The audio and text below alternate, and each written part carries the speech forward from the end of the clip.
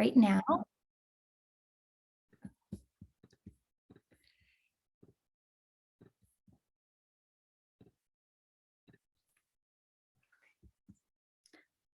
Give everyone just one more minute.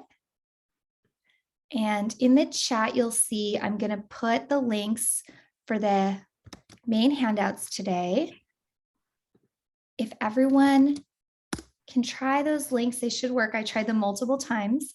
And then in the handouts, in the first link, at the very end, you're going to see a bunch more resources. So specifically from our guests and where to access more of their material.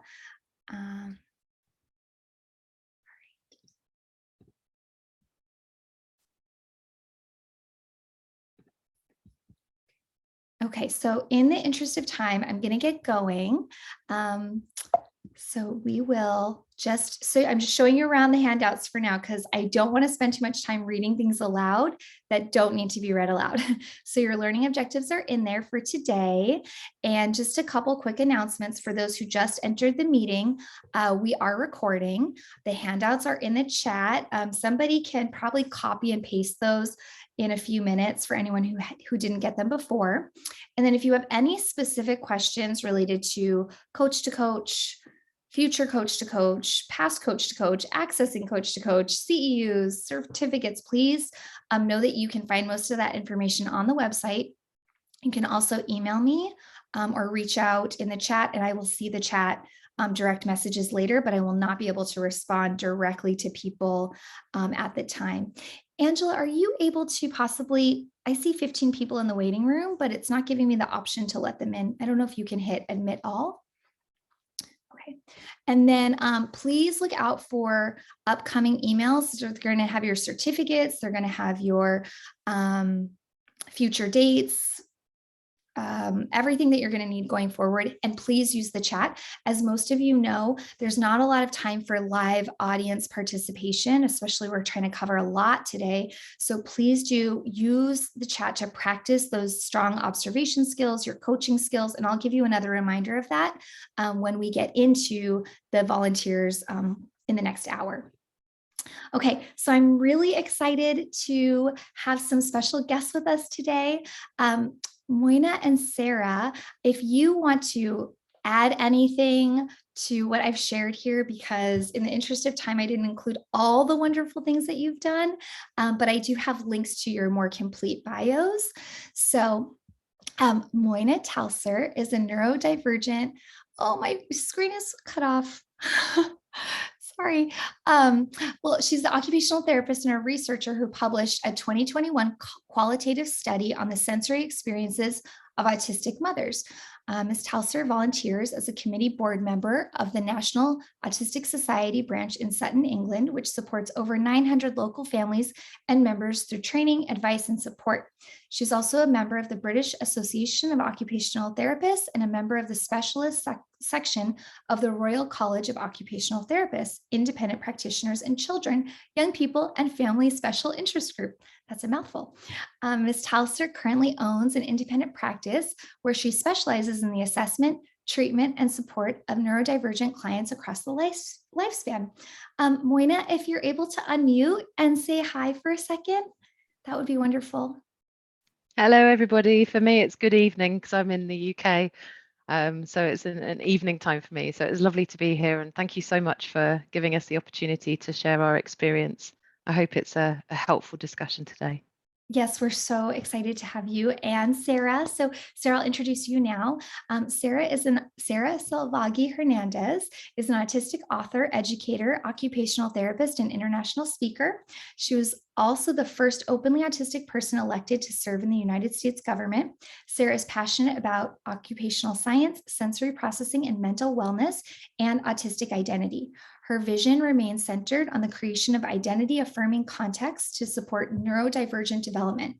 She runs a popular social media site, The Autistic OT. Sarah, if you're able to, could you unmute and say hi to our audience? So hello, I'm so happy to be here. I'm already gonna cry. I'm really joyful to be here. And I shared with my presenters, oh my gosh, Moyna, I'm so happy that you're here, and I'm going to tell you in a second. But I really want to be here today. I'm super excited. I've been preparing, but I'm doing some very big, hard work, and it's very dysregulating. But me and Moyna, we know our sensory profiles.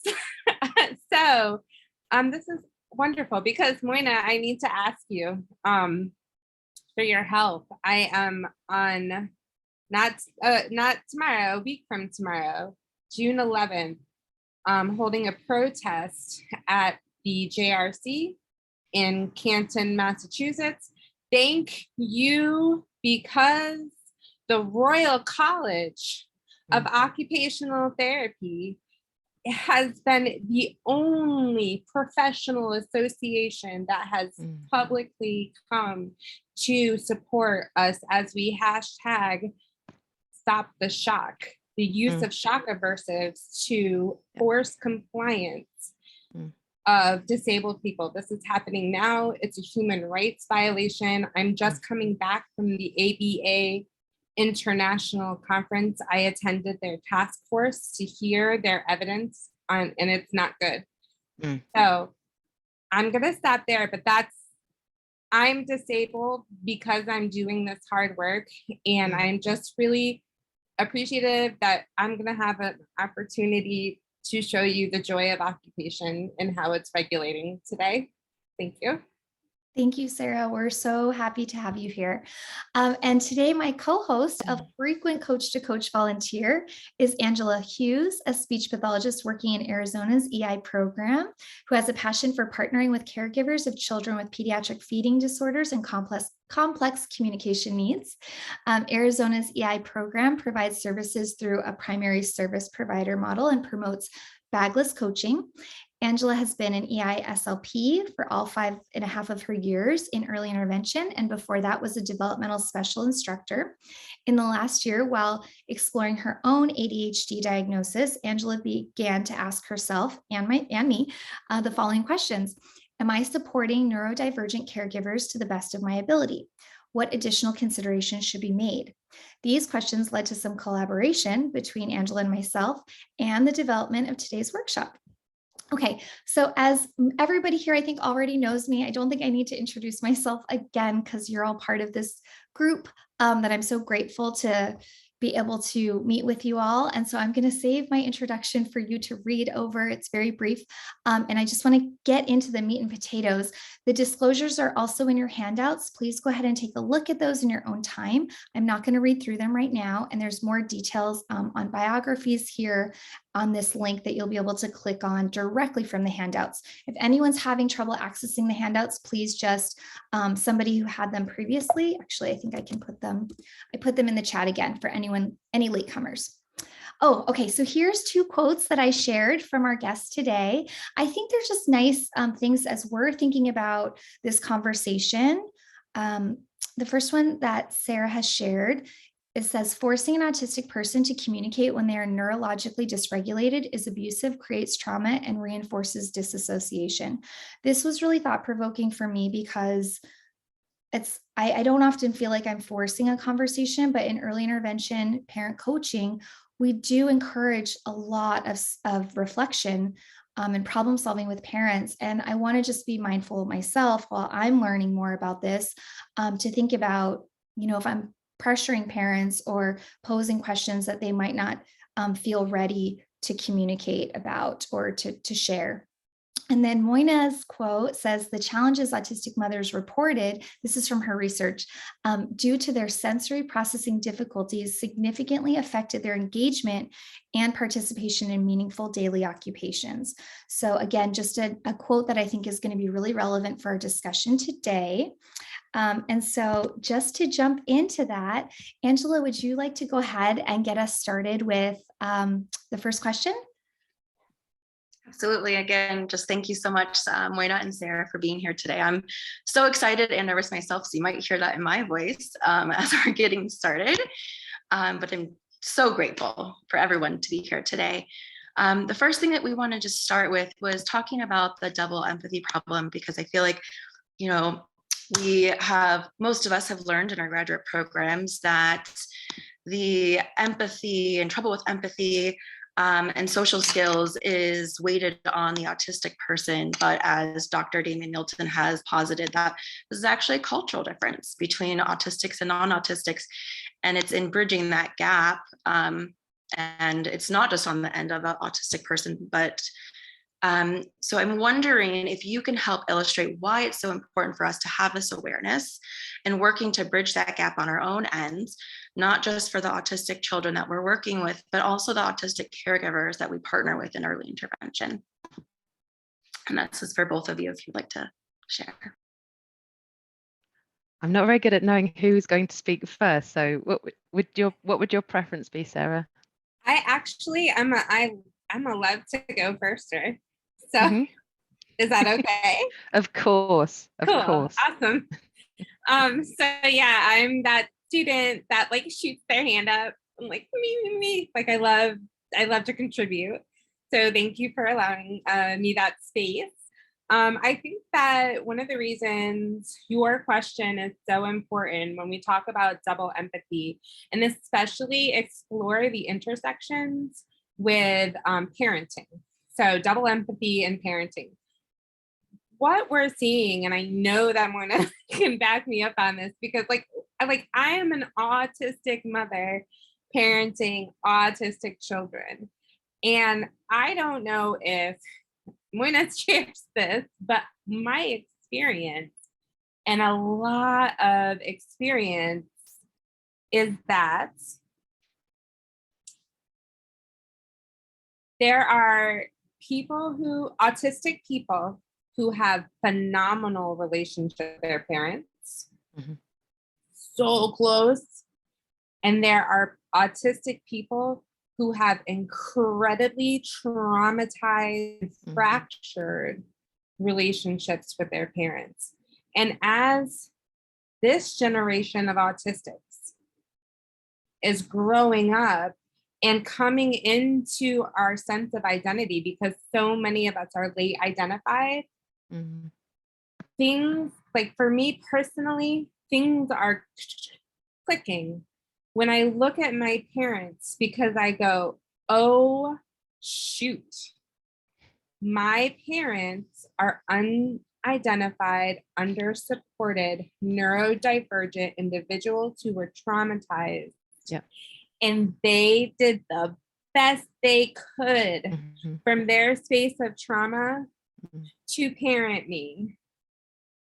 And I can hold them accountable and say, I don't agree with the way that you parented me, and I can still hold them and continue to grow the love that I have for them. My parents are phenomenal. And why this is hysterical, so most of you are US based, so you'll get this. I was raised, okay, you know me, first openly autistic, hairy hippie, liberal, whoop, whoop. I was Women's March. I got a shirt that says, first we marched, now we're running. I want them that says, and then I won, right? That's my attitude.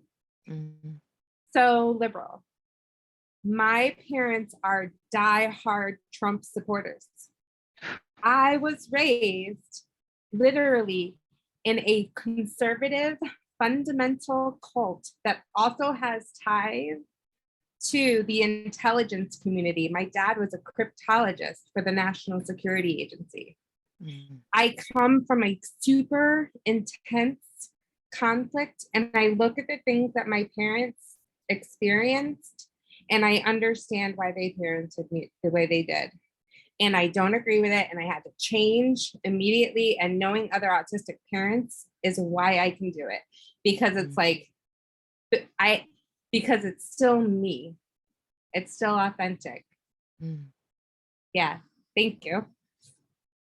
I love that, Sarah, because I think I also have a similar experience where I grew up in a very strict household. My father was extremely strict. He had to have things in a very particular way. He still does. And I think growing up as a person who was I described myself as very fizzy as a child. I was a fizzy child. I was always fizzing around, and He needed quiet and I needed movement and loudness, and I needed to make a commotion, not for attention, but because my sensory system was just needing to move. And he found that really hard because he was visually very, very distracted by vision and auditory. He was extremely overwhelmed. And I think where the double empathy problem is really helpful for us as clinicians and people working with families is we're going to be working with parents that might model that might share that experience. So there's so many times when I meet a little person, they come into the clinic and you've got the mum and the dad, or the mum and the mum, or whoever the caregivers are. And you've got one person who, you may experience this, who really understands their child. They understand why they do the things that they do. And the other parent might be a bit more critical and say, well, you're letting them get away with too much. It's just ridiculous. And I think as a clinician working in those situations, I think the double empathy problem is really helpful, because you can say, actually, if you have a child who's autistic, they're going to communicate in a certain way. And if you have a neurotypical parent, they're also to communicate in a certain way. And I had this same conversation. This is why this is such an apt conversation.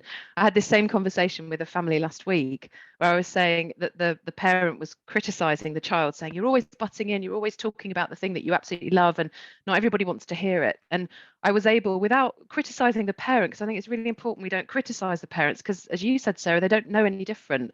You know, they're doing the best that they can with the resources that they have available to them.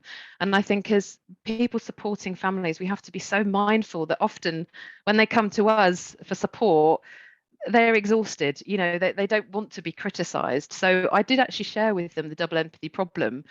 And you could see that dawning moment. The mum was like, oh, right. Okay. And I said, so, you know, it's really interesting when you've got two people, one person's autistic, one person's neurotypical, they're communicating in a way that's absolutely authentic for each other, but it might not necessarily cross that divide. And actually both communication partners have got gaps in their ability to understand each other, to understand and take the perspective of the other person. It doesn't mean that person's wrong. It doesn't mean that person's bad or their communication style is not appropriate. It just means that there's a miscommunication, and that's okay. And the parent was saying, you know, but he always interrupts when we're in social gatherings. And I said, but he's really passionate. Isn't it wonderful that you've got a passionate son that's sharing everything that he understands? That's so amazing. That's something to be embraced. And I guess for you and your neurotypical friends, because she declares herself as neurotypical, it might be that you might want to do more turn taking. So then therein is an opportunity for us to discuss how both of your needs can be met. Isn't that great that we can understand that and we can communicate that together? So I think for me, and I don't know if you feel this as well, Sarah, and everybody else listening, if you're working with families, it's not about placing blame. It's not about saying you're wrong, you're not doing the right thing. It's just about education. I do so much education when I work with my families and talking to them about the neurodivergent perspective. It's not wrong, it's not deficient, it's not something that we need to fix. It's actually something we need to understand and embrace in a way that's with care and compassion and all of those lovely things. And I think what we do know with the double empathy problem, and this is really good for us to be sharing with parents as well, you've got one child who's attending a school, and often the school is saying things like, oh, they've got no friends, they're not socializing with anybody. But the great thing about the double empathy problem is we know that autistic people, neurodivergent people, have really successful communication with other neurodivergent people. So I'm often saying, and this is some of the work that we're trying to develop more in our autism branch locally, we need to get more social groups and more get-togethers for our young people who are autistic so that they can share their experience and have really successful communication, so they don't feel like there's something missing and there's something wrong. So I think for us working within the neurodivergent, supporting the neurodivergent community, it's about how can we facilitate those safe and compassionate and welcoming and accepting neurodivergent spaces. And I think that for me is something that I'm always trying to support families to understand. So I have in my clinical practice, I ask families if they're happy for me to keep their details, and if another family member with a child that's got similar interests, if I can put them together. And I've done that several times, and they've had long-lasting friendships. And I think that's what we can do as clinicians and people supporting families. Can we have a bank of information that we can share, or bank of children or young people that have similar interests. I mean, wouldn't that be lovely if we can facilitate that? So yeah, that for me is really important. This is so amazing. I can't wait to rewatch it because I'm already just feeling so inspired and thinking of my relationships with families, children, my own children. Thank you just so much. I'm gonna, just in the interest of time, I hope it's okay if I keep us moving. My next question is specific for Sarah, and then one specific for you, Moyna. So Sarah, in your work, and I've just loved the work that I've listened to of yours. You talk about how we can be an ally to neurodivergent folks and autistics, including autistics, by taking care of our own sensory needs and being intentional and expressive about the sensory strategies that we're using for ourselves. For those of us who are working in early intervention, so basically our whole group today, we're often faced with so many different, sometimes overwhelming experiences all day in and out of so many different homes and community environments. How can we as professionals be mindful and intentional when it comes to our own sensory experiences and thresholds? Can you, and pick apart whatever you want to respond to, I'll throw a little bit more out there, but can you also describe or give examples of how we can express, like how can I express to caregivers what I'm doing to regulate for myself? What specific things might I say, or how can I invite caregivers to explore their own sensory thresholds or possible supports that they're already using or could be using? Okay, so I see, so just so you all know, number one, I'm a weaver when I communicate. And so sometimes like it seems like, what is Sarah talking about? I'll get there. And I love this question, and I love your series of questions because it really like built a story for me. I think most of you know, I don't know if you know actually, because well, let me back it up. So social media advocacy, the Autistic OT. I focus primarily on adults because there's nothing for adults, autistic adults anywhere. I am actually down in my heart, from my head to my toes, everything about me. I'm a pediatric OT, and one of my favorite jobs was EI. I worked in Springfield, Massachusetts, did EI. I did it for a little over a year, loved everything. The only reason I quit was from a sensory level. I could not manage the driving. So I worked in the inner city of Springfield. I was not able to really regulate well with all the driving. And it is incredibly important to provide services in the home and come to the parent and like those kind of things. So I felt like I wasn't a good match for it anymore, but it was my love. And you asked me if I could tell you all, like, how can we support ourselves? How can we support other things? One of the things that I've been working on, because that's a great question, and people ask me, especially at the Autistic OT, because they're looking for, a lot of times they come to me asking questions about their kids. And I'm like, oh, no, baby, you need a hug. We need to squish you. You really need, oh my God, you're holding so much pain in your body. Do you see how tense you are? Do you need a drink? Can I make you a tea? Like that's EI OT for me, right? Because we're serving the family, and it is just as, I would almost say, almost more my job to really focus on building and empowering and noticing and affirming the parent. Because I promise you, and this is no judge, like again, I said, I get that trauma generational thing that's happening. I walk into that door and I believe with all of my heart, those are the best parents, and they are the exact right parents for that child. And I don't care what the system, I have happy news to share with you. Ooh, you guys, ooh, you all get to know today. So I'm a therapeutic foster parent. I work in DCF, crap system. When we're talking about like how it treats BIPOC, neurodivergent individuals, all this crap, been in it, right? I have 100% reunification with my families. Yeah. Hell yeah. And you know who I take? Non-speakers. Because I am a master at co-regulation. I'm really good at it because I see sensory. I don't know how to say it without sounding like a witch or like magical shit. I don't know. It's synesthesia. Whatever it is, I'm really good at it. And I understand and I affirm. So here's my 1, 2, 3. This is what I've been working on. Oh, wait. Oh, okay. My 1, 2, 3 is validate vulnerability, validate communication, validate community. As therapists, that's your job to do when you go in there, and whoever you are serving, and when we are in EI, that includes the family, validate their vulnerability, validate their communication, validate their community. That's going to be so messy because that's scary. Vulnerability is scary, right?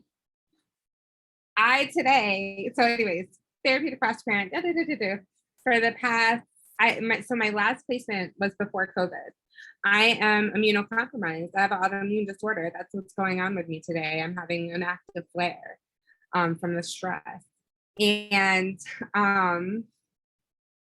so my last placement were 2 little non-speaker, little Black Caribbean American girls. Oh, love them, best friends. They were transitioned to be with their godmom, who today adopted them and asked me and my husband to be the godparents. Because since those little girls left my house 2 years ago, I've provided, what do autistic families need? Respite. They need quality respite. I've only told them once, and that was because I was having an autoimmune flare. So validate vulnerability. People, this is hard. This is hard work, and they're doing the best they can. Make a point to point out what they're doing good. Oh, shoot. I have those pots and pans too. Did you get those from Walmart? I love them. What do you make? What's your favorite thing to make in there? You know, validate all the shit that they're doing good.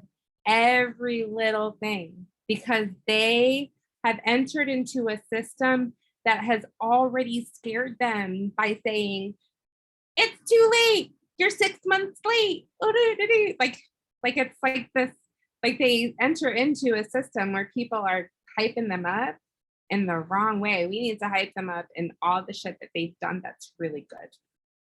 Yes, there we go. I'll pause there. I love it because I thought you were going to take that a totally different way. And I just was like, oh, just another reminder for that strengths-based focus, right? Oh, thank you, Sarah. And what better co-regulation, because we then are modeling how they can then feel good about themselves. That is co-regulation. They're not able to because they can't. They literally can't. It's okay. You don't know. It's literally skill building. You got to get reps. And to hear somebody else tell you how awesome you are, then you can start pumping yourself up. Thank you. Yes. That's actually such a great segue to this next question where you talked about the respite.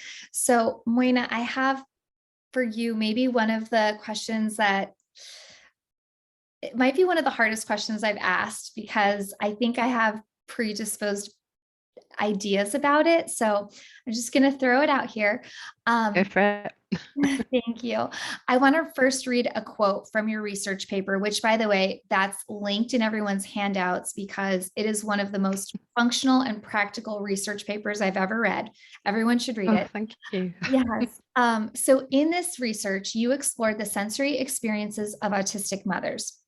Okay, I'm going to read a quote from it that stood out to me. You said, you and your co-authors wrote, all of the participants cited downtime and time alone as one of the most important restorative factors in managing their sensory overwhelm. However, for most of the participants, it was very difficult to achieve this when they became a mother. Instead, they sought to avoid or withdraw from social and work commitments as a means to gain more downtime. However, reported that at times this would lead to isolation, which was linked to low mood. Both those findings were echoed in similar research. When withdrawing or seeking solace, participants reported that creating a calming space was vital to provide a soothing sensory experience.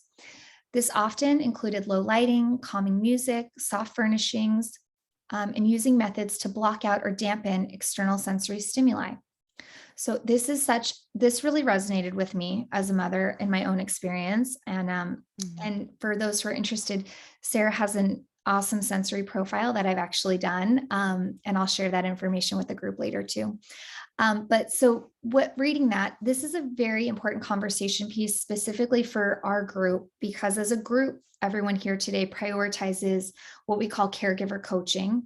So identifying the parent's priority, building from their strengths, building their capacity, supporting them. And we use those adult learning principles, which a lot of them involve communication, like reflection and parent practice and problem solving, right? So we prioritize that in our group. Not that I'm going to come in and like fix your child, but a completely different approach, right? To build from the caregiver's strengths and increase their confidence when it comes to supporting their children. That being said, we really prioritize and require parent participation. So how do we balance this priority, having those characters be present with us for the coaching, with our role for also supporting and helping caregivers who might also need respite and downtime and might be struggling with being present with us or being available to communicate with us during those intervention sessions? I feel like this is a hard question because I want to stay true to the focus of our group, which is that parent involvement, while also realizing, the differences and how we can support that. I think it's a great question, and I think it's an important one. A lot of what Sarah said prior to me speaking is so in alignment with what I was going to say in relation to this question, which is so lovely to have that, shared thinking.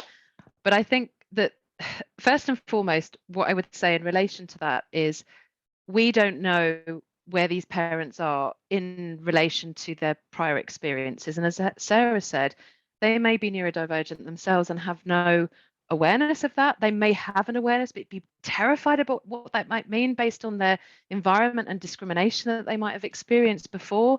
They might be just holding on because their child's not sleeping and they're absolutely at the end of their tether. They're shattered, they're exhausted, and they can't do any more. And then we're getting involved saying, hey, we want you to be involved. You need to be present. You need, it's a lot, it really is a lot. And I love what Sarah said about when you can see someone. I feel similar to how you shared that you have a sense of where someone's at in terms of their regulation. And I guess for me, being a neurodivergent person myself, I experience dysregulation all the time. And I can feel that. I'm really sensitive to somebody else feeling like that too. So I don't know if anybody else here, if they experience that, just, put a hand up in the chat if that's your experience. But if you're feeling like that, or you've had an experience of that, you can sense somebody else. You can sense somebody else is feeling that. So I think with your processes and your procedures, I'm very practical and I like to do things in a box kind of way. With your processes and procedures as people working with families, it could be as simple as with your pre-assessment paperwork. You could say, do you get enough sleep? How much sleep does your child have? Does that impact your sleep as a family? Are you able to have regular meals as a family? Are you able to drink and meet your own needs? And I think, for some of these parents, it's really helpful for them to know exactly what's expected of them to be present. So it might be, how you would support a child in the sense of you might have a visual schedule, or you might have some kind of idea of how to support them throughout the session so they know what's expected. They know what the place looks like that they're going to be coming to. You might want to consider that as just your everyday practice with all parents, because if you consider just doing it for neurodivergent parents, we need to be doing that for everybody, because we don't know if people are diagnosed or not. And the likelihood is that there's a high link between the parents of children who are neurodivergent. They're also going to have parents that are neurodivergent. That's certainly my experience in my own family and my experience with a lot of the families I support. So yeah, like Sarah said, I think when they first come to you, how was I just say things like, did you sleep well last night? How was your week? Have you had a good week? And these are conversations that you can just get so much information as they're walking from the door to your space. When did you last eat? Have you had something to eat today? Do you want a cup of tea? Can I make you a drink? Are you thirsty? All of those basic needs. If you think of Maslow's hierarchy of needs, in order to be present and to feel safe, you have to have nutrition, you have to have good rest, good sleep. So these basics, like we would do with our children and our young people, they're just as important, if not, the same level of importance for our parents as well. We need to nurture them and make them feel safe and welcome and in a place where they can be regulated. Because I think if you're tired, I mean, all of us here, if we have families or even puppies or anything, if you've got something in the home that's going to wake you up, you're going to feel sleep deprived, and you can't be functioning on all cylinders for that. So I think first and foremost, make sure that they have the capacity to be regulated, and if not, do they need support? The other thing is there's a lot of research out there that talks about family members of children who are neurodivergent experience high levels of stress. But there's lots of reasons for this. It's lack of appropriate support where they've been let down, and then they've had, prejudice and experiences from other services that are just really not meeting their needs and place judgment, which is scary. So they might be coming to you thinking, what are they going to think of me? So we need to create safe and compassionate spaces for them to be able to show up and be open and to support that conversation about where they're at. So I'm diverging a little bit. So I think if you can have paperwork within your intervention with the families, talk to them about their daily routines. How many hours do they sleep? Where does the child sleep? Do they sleep in their bed? Do they wake up times in the night? That's going to tell you so much information about whether they're going to be regulated. Do they have problems with organizing themselves? Do they need prompts, reminders? Do they need an idea of what the session looks like? All of these things are just going to be put into your everyday practice of what you would do with the families to take away some of that anxiety potentially. Another thing that's quite helpful is asking the families what they enjoy doing that gives them a sense of joy. And that could just be a little box, what do you do that makes you feel calm and regulated? Because we're going to be mirroring that with your child.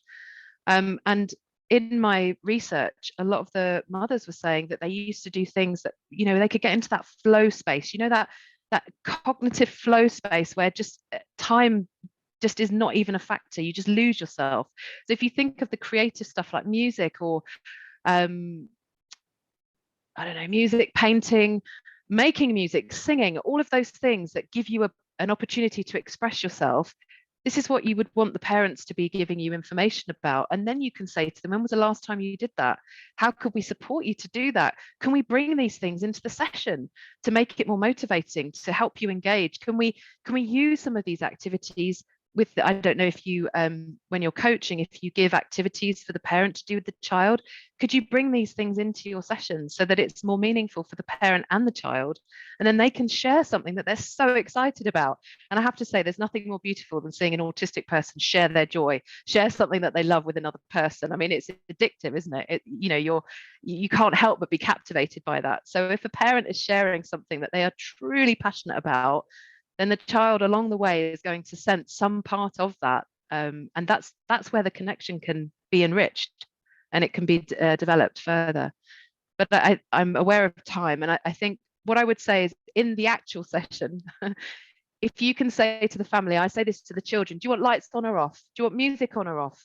Do you want to sit on the floor, on the table? Do you want the weighted blanket? So you can have equipment that you bring with you to the session to help regulate the child, but also the parent, so they can try some of these things out as well. I don't know what your laws are in America with regards to weighted equipment and medical devices, but that's something that Sarah can give you really good advice on. But just landed you in that there, Sarah. But to think about that as well. So how could we bring things to the family to model this regulation? So that was probably most of the things I wanted to talk about. No, that was such great inspiration and ideas, especially the level of detail of these questions. It's not just like, what do you do first today? Or what do you do next? Which is often what we think about when we get into that routines-based intervention. And, we often think about like not bringing things into the home, but sometimes we're bringing something like I've brought a heated blanket before just for like comfort for myself, but that's such a great opportunity to have that dialogue or that conversation. So again, so much wonderful information here. I know we're going to all be listening again.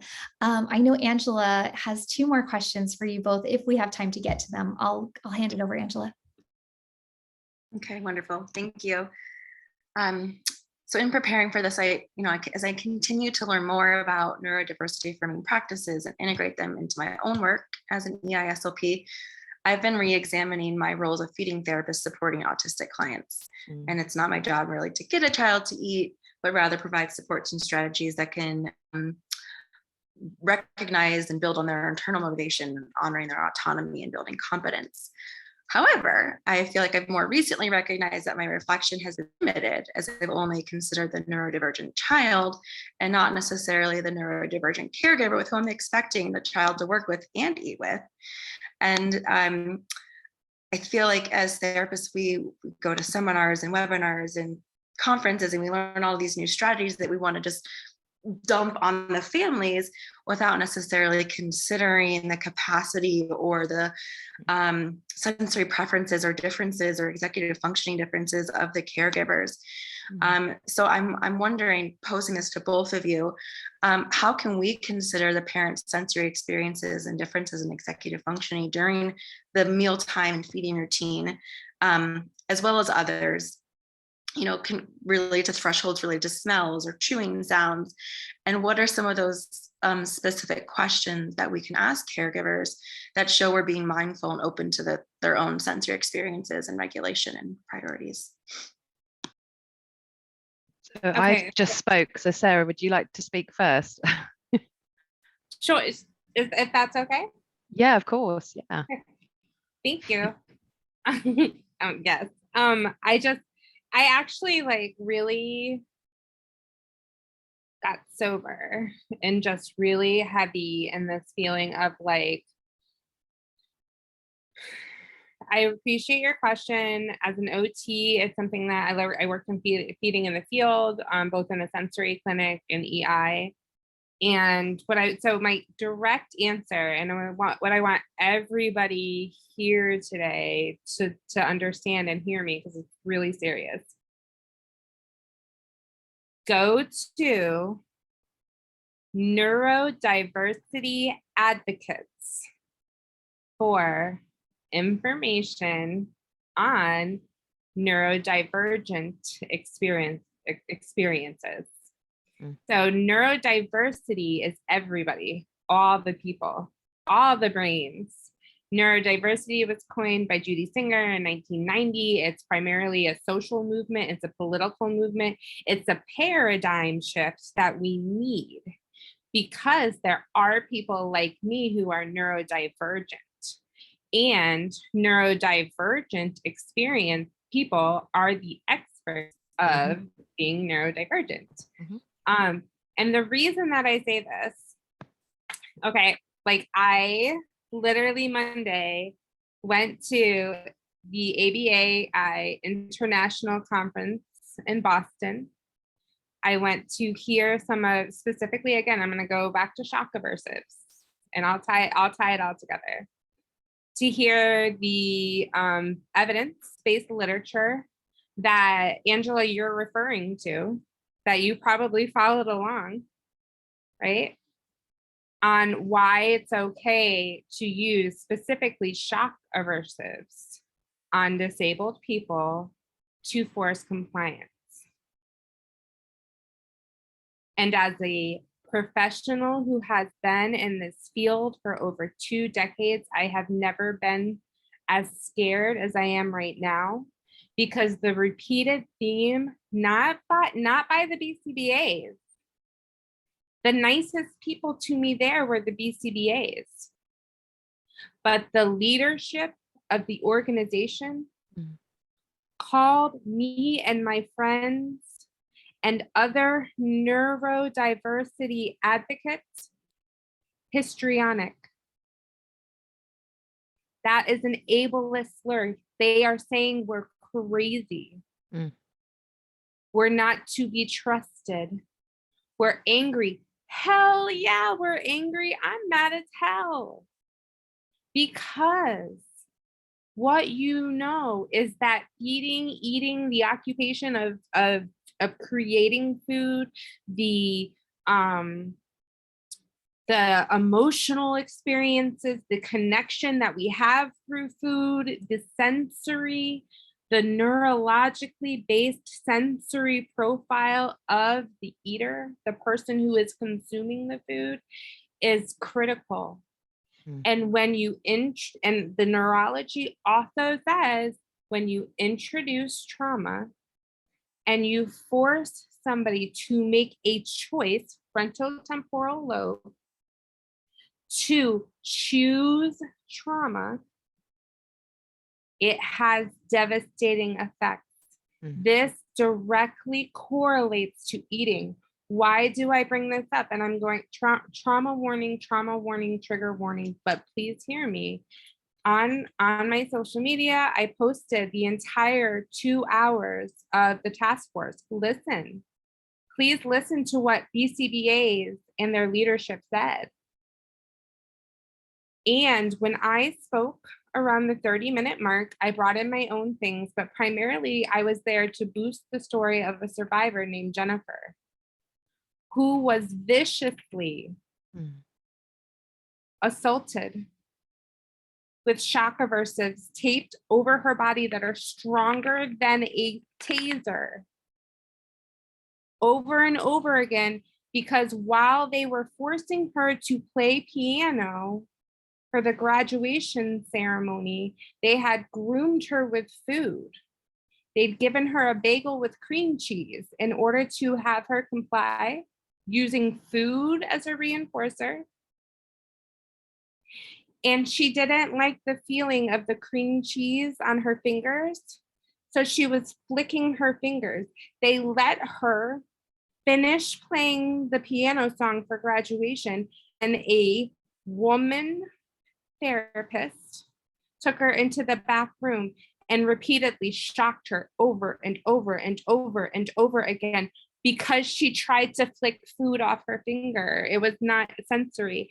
So if that is the level of sensitivity, imagine what's going on in your mouth.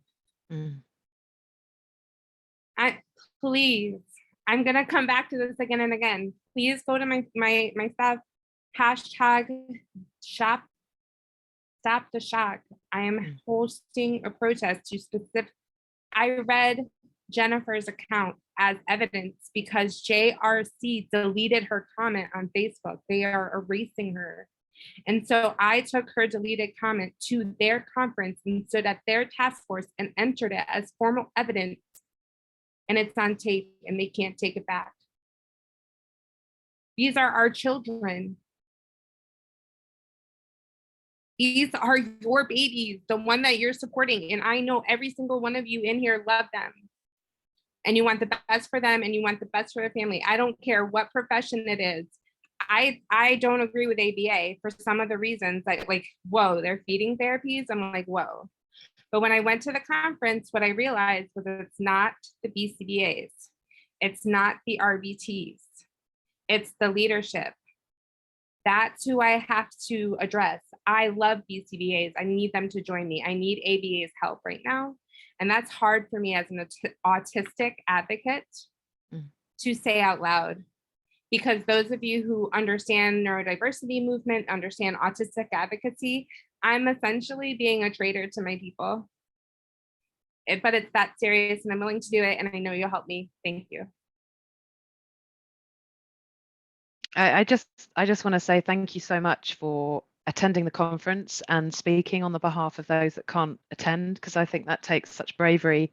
And I know that it's had an effect on you. So I just want to say personally, thank you so much for doing that. I respect you so much for doing that. It's had a huge toll. I know that. And, you know, we support you in the UK. Hopefully that's helpful to know. I know that we're over the pond, but it's so helpful. You have no idea. The UK has been helping me for a year. America won't help me. They won't. The UK helps me. BCBAs in America help me. Thank you. And I think, just to follow on from what you said, Sarah, I think it's about, you know, if you're engaging in feeding support for a young person and for a family, I think first and foremost, I would want to know that that's on the child's priority, that that's something that they want to do. Any intervention I have with any child is always, you know, is this what you want to do? You know, and even those children that are non-speakers, looking for their ability to give consent, we're trying to give as much opportunity for them to give consent. Do they have AAC? Do they have other ways of communicating that they're happy to do that? And if they're not, I would not want to be engaging in anything that would cause trauma, like you said. And I wouldn't be saying specifically things like closed options. Do you want this one or this one? Because they might not want either of them. And we don't want to be teaching masking around that, because that can cause increased stress and anxiety and lead to mental health difficulties. We know that there's a lot of literature around masking. So it's so good that you're asking this question, because this is then how this conversation's come out of that. And I think your question was related to how you can support the parents if you're engaging in feeding, and if you're engaging in supporting a young person to expand their foods. And I think in terms of, like we said, the thread throughout, if we have neurodivergent children, the likelihood is that there's an increased link of neurodivergent adults.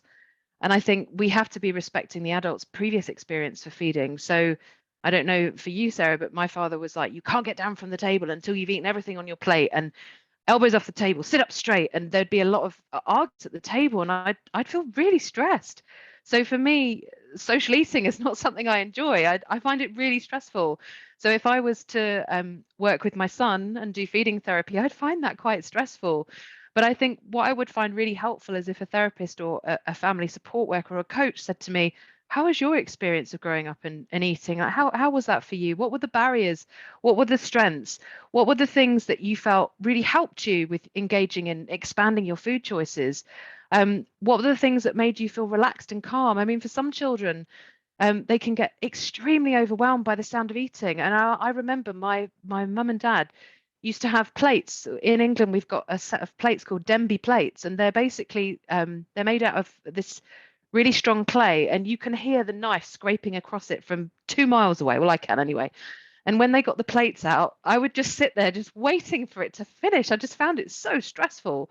So for me, I've got a lot of food links to, emotional tagging around eating. I found it really stressful. I didn't enjoy it.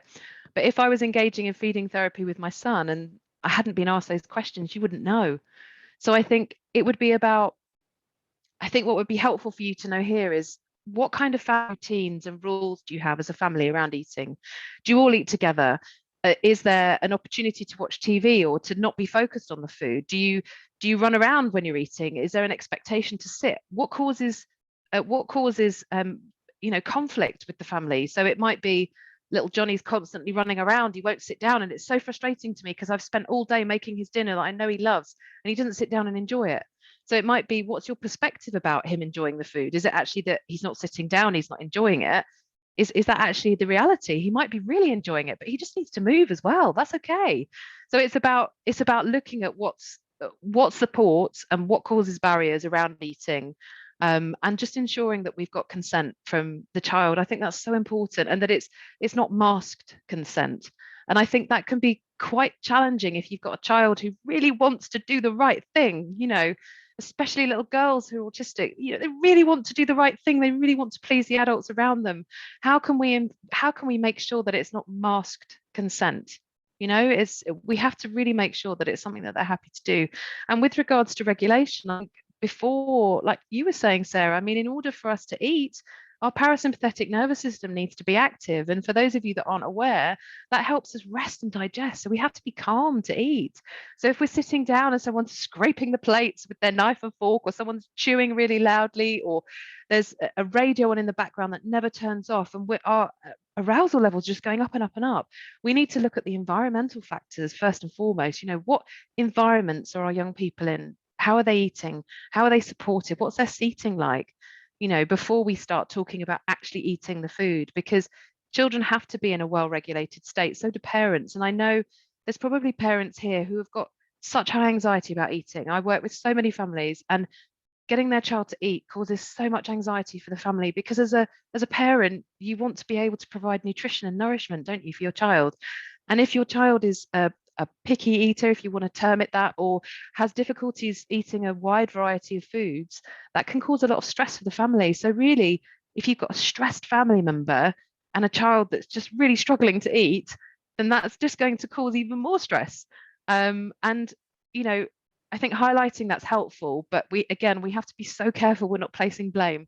Because as you said, Sarah, before, and you said a few times, parents really want to do the right thing. And I believe that. I really believe that parents want to do the right thing. They need compassion.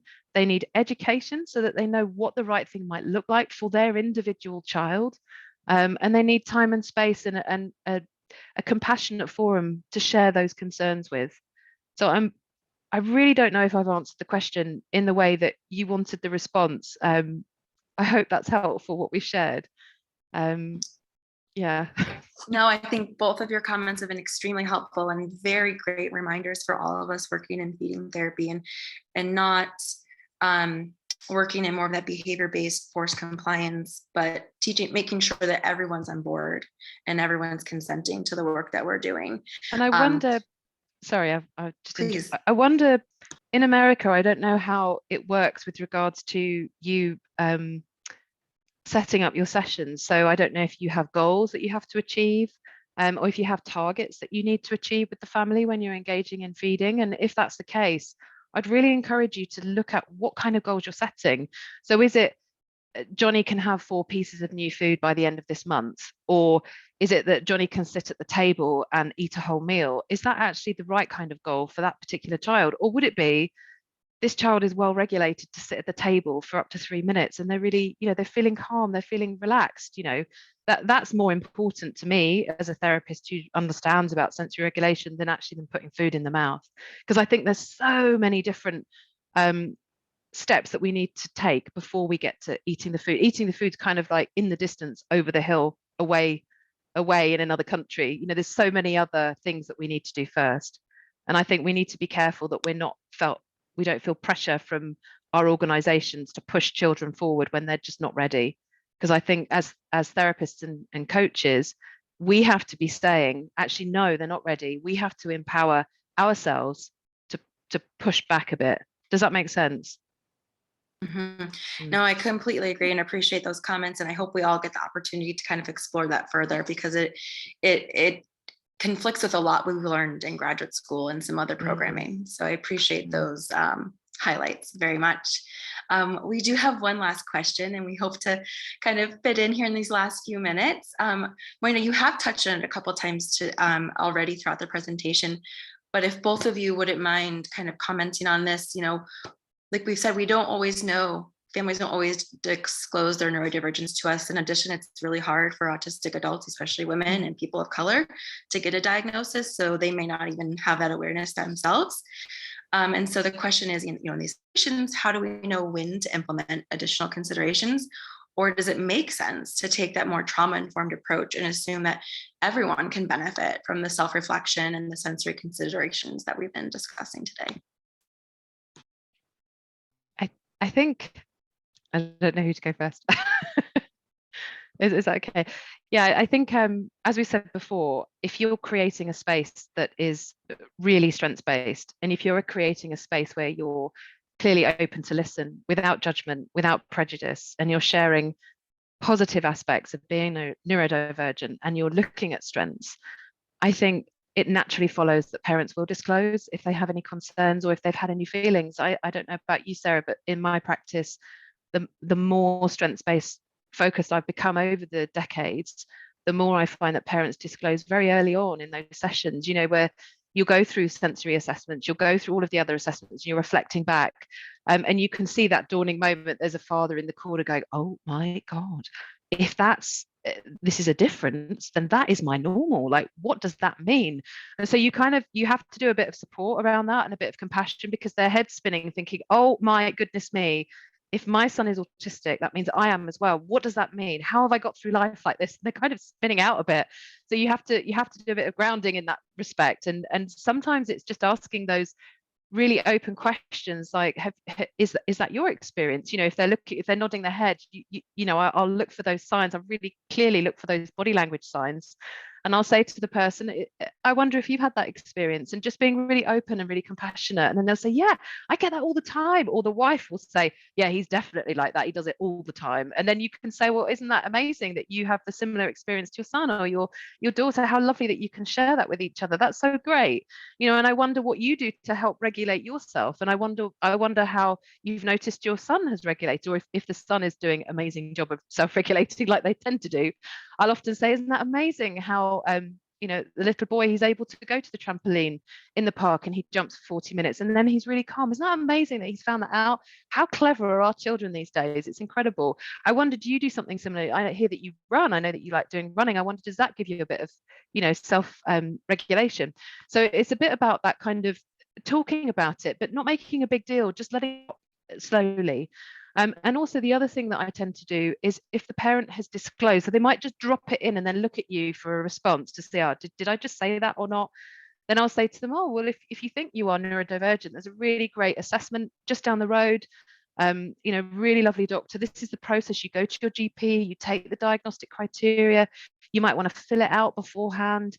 You might want to take it to the GP and say, look, you know, I think I might be neurodivergent. I'd like to have an assessment. So I talk through with them the practical steps of what you need to do if you want to investigate that, and also the benefits. So there's research to show if you're diagnosed and you understand your strengths and your needs, it increases the trajectory for your life, because you can view your life and all the things that you've experienced as a neurodivergent person trying to fit into a neurotypical peg, that it's not worked. And all of a sudden it's like, oh, that's why. And there's a huge relief. I find people have a massive sense of relief. And then they can start feeling, oh, so that's who I am. And then you provide resources, and then you provide books, and then you provide lots of positive strengths-based information to help them understand. But just be so compassionate with these parents, because they're going through a lot and they don't know that that's what they're going through sometimes.